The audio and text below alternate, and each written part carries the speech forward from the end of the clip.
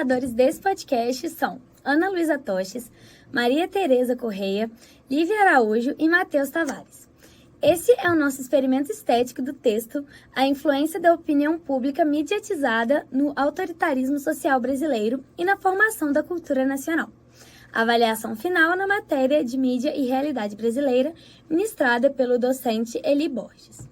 Se liga com a gente que acabou de começar nosso programa.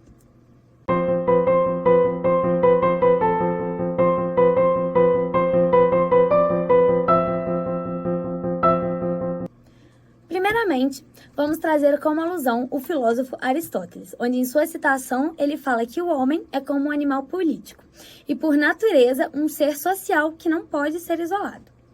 Conforme esses estudos aristotélicos que ele mesmo desenvolveu, a democracia grega foi um fator fundamental para a busca de uma cidadania e, dessa forma, a opinião pública surge como uma participação popular na composição das diretrizes da sociedade, sendo este engajamento especialmente em prol da reivindicação de algo que está na desordem da comunidade.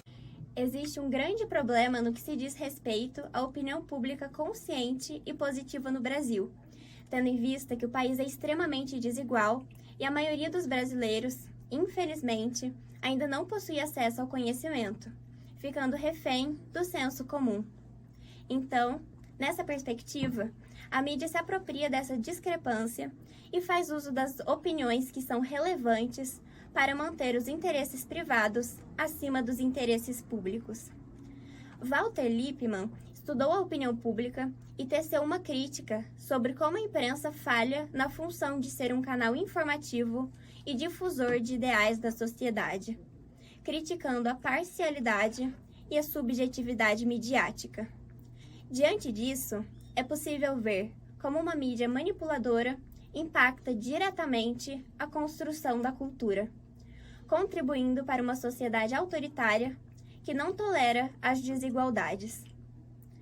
Embora o país seja heterogêneo, com suas particularidades e diferenças em cada região, a cultura brasileira é retratada de forma homogênea, não representando o povo, e sim a necessidade de formação de uma identidade nacional para o interesse de grupos específicos, com a visão de que o brasileiro é cordial em suas relações.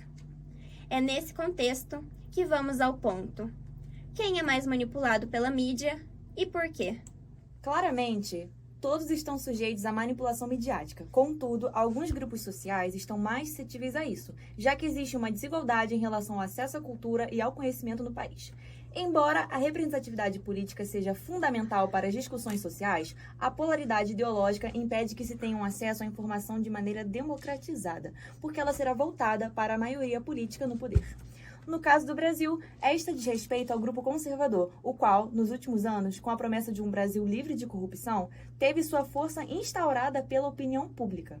Na época da eleição, a campanha de Jair Bolsonaro consistia em criticar e satirizar o governo do PT, que foi seu antecessor, aproveitando-se das insatisfações da população.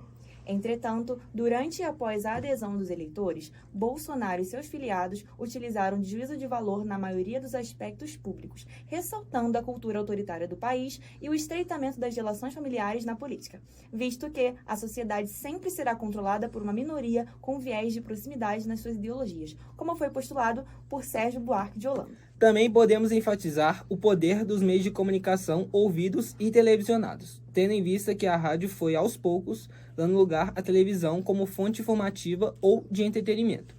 Na época da ascensão do rádio, a população era majoritariamente analfabeta, então o conteúdo oferecido por este meio comunicativo era de grande relevância para a sociedade, afinal as informações ficavam restritas àquele canal comunicativo. Desde então, a TV aberta ganhou um espaço com que se é possível manipular visualmente, trazendo um impacto jamais visto anteriormente. O maior exemplo na TV brasileira é o reality show Big Brother, em que é criado todo o enredo a partir das experiências dos participantes, que agradam o público ou não, conforme seus possíveis favoritos. Assim, o chamado sofá, referente aos telespectadores que somente acompanham o programa pela edição ao vivo, que é totalmente manipulada, formando assim a opinião pública. Nas redes sociais, é evidente a opinião pública mediatizada, tendo como, por exemplo, a repercussão da Juliette, participante do reality show Big Brother Brasil 2020, que tomou proporções gigantescas em vista das atitudes de exclusão e inferiorização provocadas pelos participantes. Dessa maneira, o público teve uma relação de acolhimento com a jogadora, situação essa que prevalece na atual edição, tal como com a participação do ator e cantor Arthur Aguiar, que fora da casa teve atitudes extremamente polêmicas, mas, em vista da comoção do público, ele foi adotado como atual favorito. Ah, tô achando a história dele tão parecida com a Ju. Portanto, finalizamos esse podcast ressaltando que a cultura brasileira é autoritária por conta de uma opinião pública que foi mediatizada ao longo desse tempo. Infelizmente, houve ressignificação do que seria um mecanismo de debate para melhorias públicas em prol dos interesses privados de um poder político em questão. Por hoje é só.